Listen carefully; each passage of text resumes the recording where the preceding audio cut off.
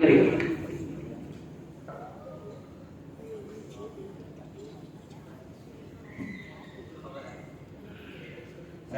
ونصلي على رسوله الكريم أما بعد فأعوذ بالله من الشيطان الرجيم بسم الله الرحمن الرحيم ولا تهينوا ولا تحزنوا وأنتم الأعلون إن كنتم مؤمنين خرد نے کہہ بھی دیا لا الہ الا اللہ تو کیا حاصل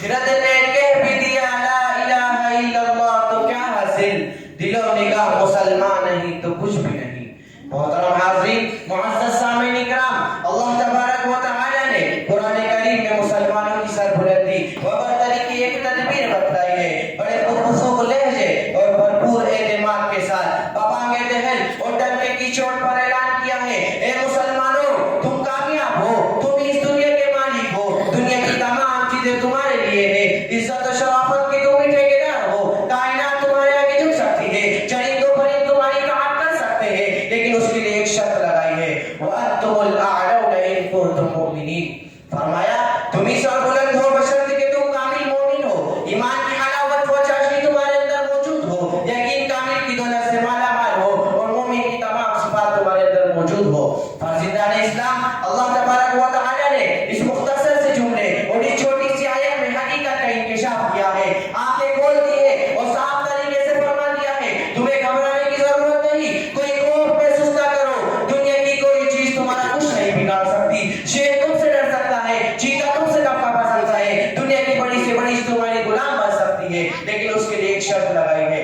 دوستو آج کا انسان یہ تو چاہتا ہے کہ دنیا اس کے آگے جھک جائے جس چیز کو وہ ہاتھ لگائے وہ سونا بن جائے 10 کے مقابلے میں اکیلا کافی رہے اس کی عزت و شرافت کو دنیا سلام کرے ہر تمنا اس کی پوری ہو ہر خواہش کا بڑھ کر استقبال کرے لیکن وہ بھول جاتا ہے اس کو یہ عظمت و شرافت اس وقت حاصل ہو سکتی ہے جب خدا تعالیٰ کی غلامی کرے چڑھتے سورج کی پوجا چھوڑ کر وجود حقیقی کی بارگاہ میں سجدہ ریز ہو اسے مقام تبھی حاصل ہو سکتا ہے جب اس کی چیز اللہ کی ہو جائے شیخ سعدی نے ایک شخص کو دیکھا وہ شیر پر بیٹھا ہوا ہے ڈنڈا اس کے ہاتھ میں ہے شیر کا کان ایک رہا ہے شیر وہ ادھر جاتا ادھر چلاتا شیر بلا چونچا اس کے تابع داری کر رہا ہے اس کے آگے آگے چل رہا ہے شیخ صاحب کو یہ دیکھ کر بڑا تعجب ہوا شیخ صاحب آدمی نے شیخ سعدی کو متعجب و حیران دیکھ کر کہا اے شادی تم حیران کیوں ہو یہ تو شیر ہے دنیا کی ہر چیز تمہارے تابع بن سکتی ہے لیکن اس کے لیے ایک شرط لگائی ہے کہ تم خدا کے حکم سے سرتابی نہ کرو دنیا کی کوئی چیز تمہارے حکم سے سرتابی نہیں کرے گی کسی عارف نے سچ کہا ہے من کان اللہ کان اللہ لہو جو اللہ کا ہو گیا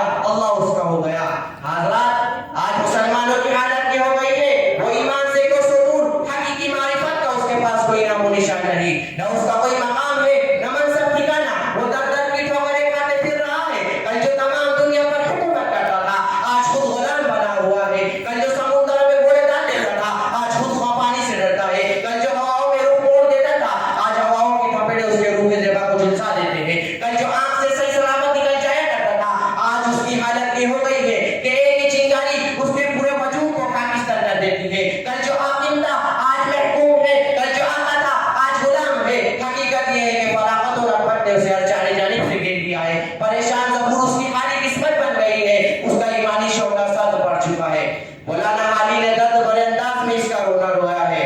گھٹا سر پر اتبار کی چھا رہی ہے گھٹا سر پر اتبار کی چھا رہی ہے فلاقت سما اپنا دکھلا رہی ہے نحوست پیش و پشا منڈلا رہی ہے جب وہ وراثت سے یہ صدا آ رہی ہے کہ کل کون تھے آج کیا ہو گئے تم ابھی جاگتے تھے ابھی سو گئے تم حضرین اکرام یہ حقیقت روزے روشن کی طرح آیا ہے کہ آج ہمیں اپنے ایمان کا بھی پاس و لحاظ نہیں رہا صرف نام کے مسلمان باقی رہ گئے مسلمانوں کی صفات تک باقی نہیں رہی وہ جوش و ہمت وہ جذبہ اطاعت وہ اخلاص للہ نہیں رہا کفر ہم پر ہنس رہا ہے باطل ہم پر اندازن ہے لیکن ہم خدا تعالیٰ کو فراموش کیے بیٹھے ہیں اقبال نے وہ اس الفاظ میں احساس دلایا ہے کہا ہے خندزن کفر ہے احساس تجھے ہے کہ نہیں خندزن کفر ہے احساس تجھے ہے کہ نہیں اپنی توحید کا کچھ پاش تجھے ہے کہ نہیں حضرات ایک وہ بھی مسلمان تھے جب میدان فتح کرنے کے لیے گئے تو راستے میں سمندر پڑ گیا مشورہ کیا کہ اب کیا کرنا چاہیے مسلمانوں کی دینی کو اور پرجوش والوں نے کہا ایمان کی طاقت کے سامنے یہ سمندر کیا